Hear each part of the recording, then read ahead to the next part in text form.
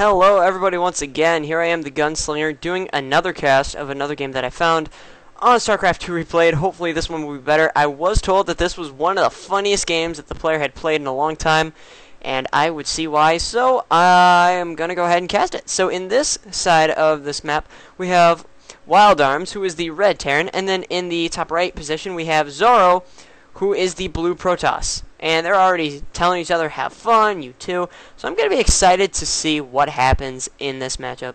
Now, to be honest, I've had a couple drinks, and just to loosen me up, it's been a rough day, but hopefully I can come up with some interesting commentary about what is going on in this matchup. So, from the get-go, I actually see that instead of going for the early wall-off, you see Wildarms is going for a quick supply depot by his base. I wonder what exactly that could be leading up to. Meanwhile, a close pylon for ZorroW. Now, I do notice that in PvT, a lot of times there isn't such a need to wall off, as gateways will provide enough units to do a semi-wall off against the Terran army. Now, I will be interested to see what happens next. I do know that at around this time you do see the barracks go down, and so it does. So, Wildarms is going to go ahead and do that. Meanwhile, ZorroW is going to scout his base early. Kind of gets there so early so that he doesn't get too much information. If he spots a refinery going down, that'll be interesting to see, but instead he will harass this SCV. But he is in danger of getting killed by the second SCV. Another one even goes out to deal with him, but at this point he can just run around and be chased all he wants. Now, when the typical gas is going down for ZorroW, as you see in the typical Protoss opener. Nothing too surprising there. I'm actually going to try and get through this video without yawning. Good luck to me. He's also going for an early forge, which he canceled right away. So long for that. Oh well, he does get the early forge, and he will eventually go for a gateway. So he must be going for some kind of early cannon type of rush play. I don't know for sure. Meanwhile, a quick orbital command is going down. I wonder if he's going to go ahead and float this barracks over to the front to block it off. Oh god, I wonder what ZorroW exactly saw with what happened.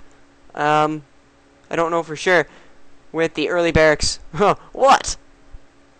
Oh man, I want to know exactly what's going on here with this banter. They said this was Masters League. I sure hope it is. You will see. This reminds me of a match I had where I did something terribly awful and still won. I'll just be like, you'll see where I goofed. But, I mean, he does have the forge and the gateway. And a fast command center going down. So I wonder if we'll see, yes, immediately responded to with a fast expand of his own. ZorroW comes out with the weirdest timing. I have not seen shenanigans like this in quite a long time. However, the command center will probably get done before the Nexus, so you will see the economy start to fluctuate a bit more for Wildarms before this takes place. Now, Wildarms, if you remember, was a pretty good PlayStation game back in the day, an interesting RPG, one of the best of all time. Just thought I'd add that note in there. Now, the cybernetics core is going to go down for ZorroW a little later than usual, so you will be interesting to see what exactly happens with these two players. Going for two barracks, I got a forge instead of a grate. What? Probably instead of a gate is what he's saying. So he went for the early forge.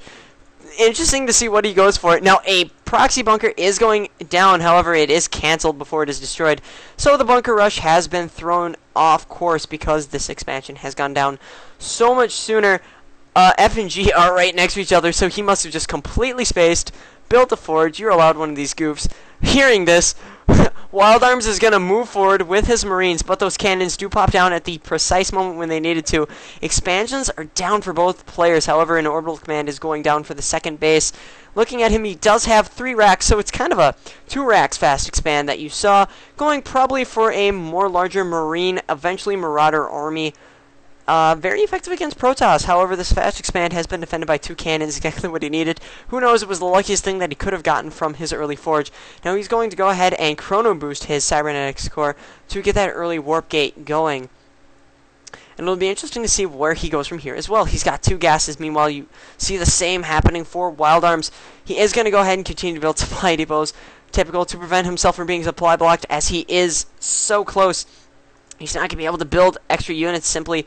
He's actually supply blocked on his orbital command, so you will see a delay in the army. Looking at the army itself, they're pretty even, but you see a bit more spent for Terran, as he has, for Wildarms, the red Terran, as he has more Marines on the field.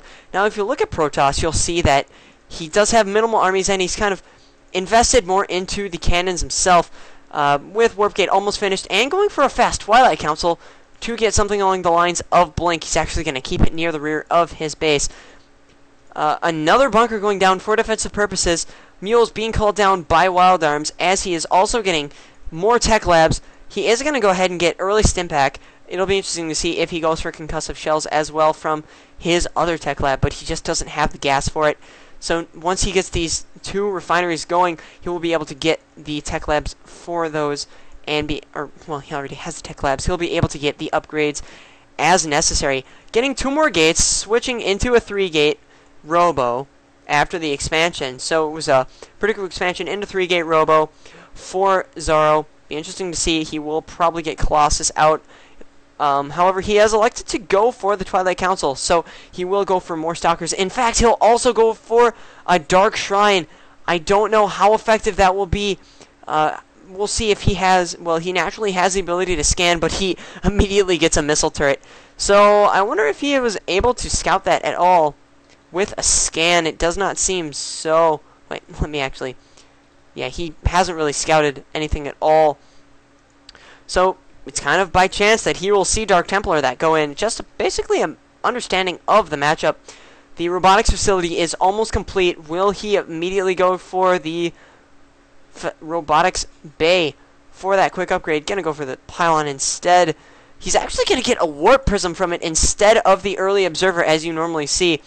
He's basically going into desperation with the Dark Shrine. Now another expansion is going down for Wildarms, so he can get even further ahead.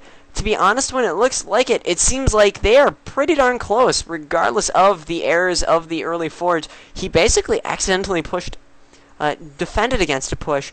So I want to see what happens next, per se.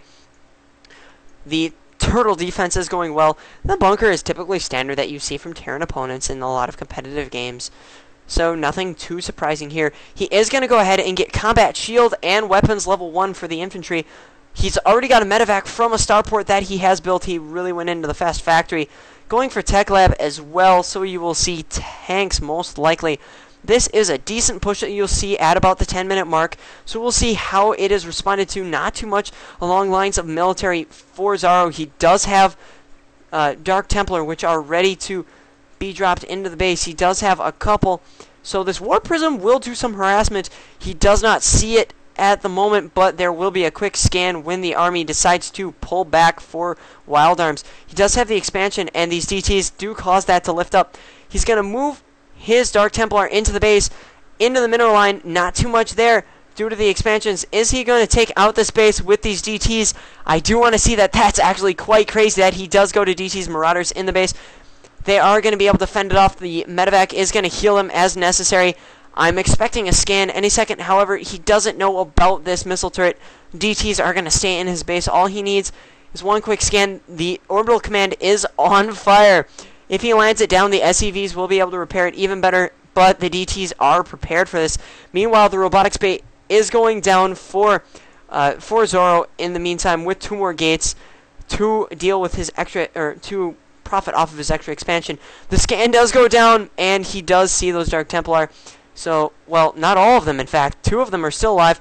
Going to just chip away. Does he have enough for a secondary scan? It's not landed, so no, he does not with that one. And no, he doesn't have enough for a scan, so these DTs will continue to harass as anticipated.